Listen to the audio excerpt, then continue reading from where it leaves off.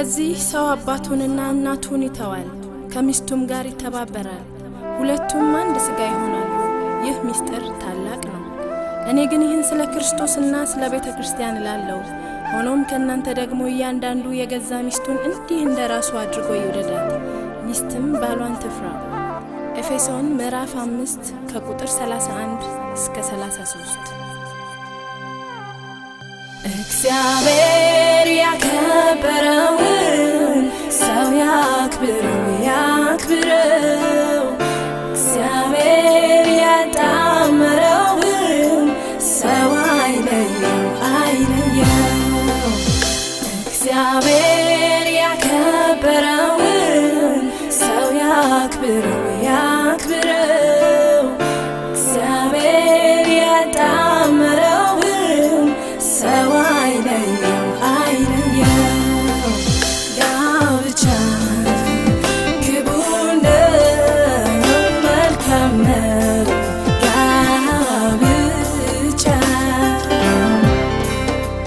ጋብቻ ክቡር ነው፣ መልካም ነው። ጋብቻ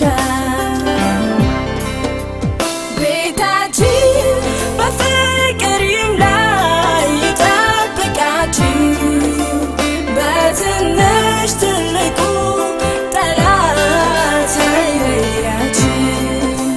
በትዕግስት የዛሬዋን ቀን አይታችኋል።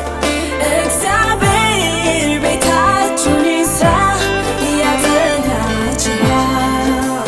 ጋብቻ መልካም ነው፣ ክቡር ነው።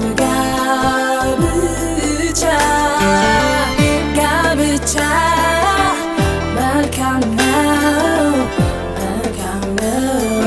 ጋብቻ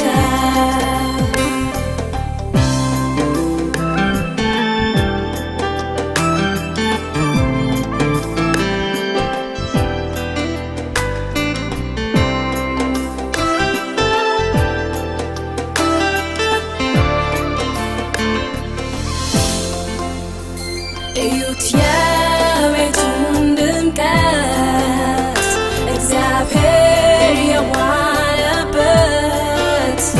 ለረዳት ረዳት ፈጠረ፣ ፍቅርን አፈሰሰበት። ሸለቆን ተራራ ሁሉን ሜዳ ያረጋል።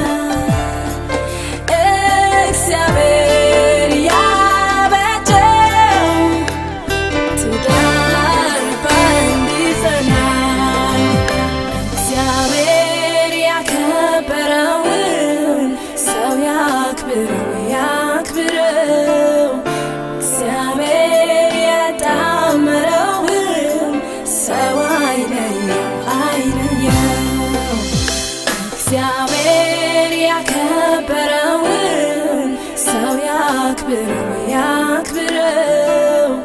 እግዚአብሔር ያጣመረውን ሰው አይለየው አይለየው። ጋብቻ ክቡር ነው፣ መልካም ነው።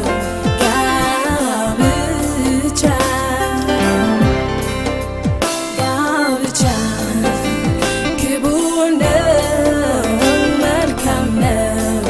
ጋብቻ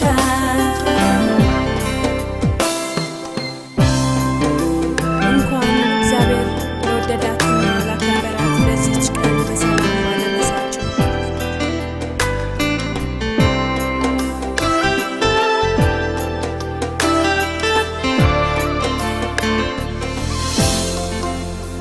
የማያልቅ የአምላክ በረከት ይከተላችሁ፣ የፍቅር የትዳር ምሳሌ ያድርጋችሁ።